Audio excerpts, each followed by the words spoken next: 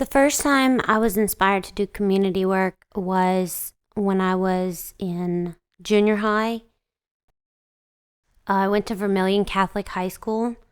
Through Vermilion Catholic, I was involved in adopting a grandparent at a nursing home. We all did. My adopted grandfather was deaf and blind, and because I had taught myself some sign language, specifically finger spelling, I was able to finger spell into his hand during the visits that we had. It was the first time that they had ever had a student that could actually communicate with this man, and they all said it made such a huge difference to him. He was so excited when she came in. I've dedicated a lot of my time to volunteer work because I feel that it's so satisfying.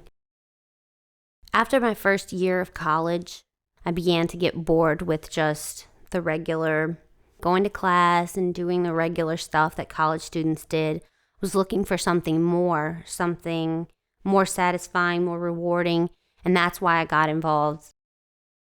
While I was in college, I was getting an undergraduate degree in psychology. I decided to get involved in some of the pre-professional organizations and organizations related to psychology.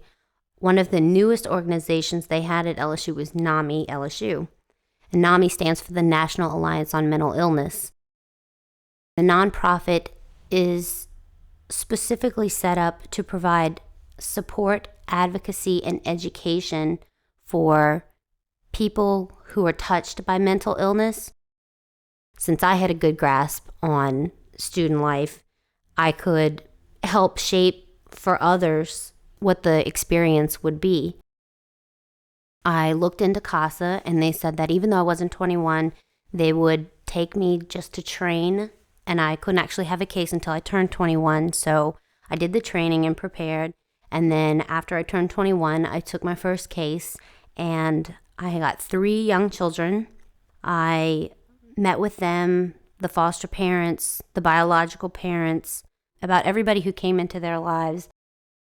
When I would meet with the kids, in the beginning it was in the foster home, and we would play games, we'd do puzzles or coloring books, just spend time with them, whether it was jumping on the trampoline in the backyard or, looking at some of the schoolwork they had done. Eventually they were put into one home altogether, and I followed them for about 3.5 years. Every time they would go to court, I would write a report for the judge, and I would make my recommendation to the judge based on what I knew about foster care, what I knew about their specific placement and their lives. And they were just recently adopted. So now they have good, stable placement. I don't think there could be a better place for these 3 kids.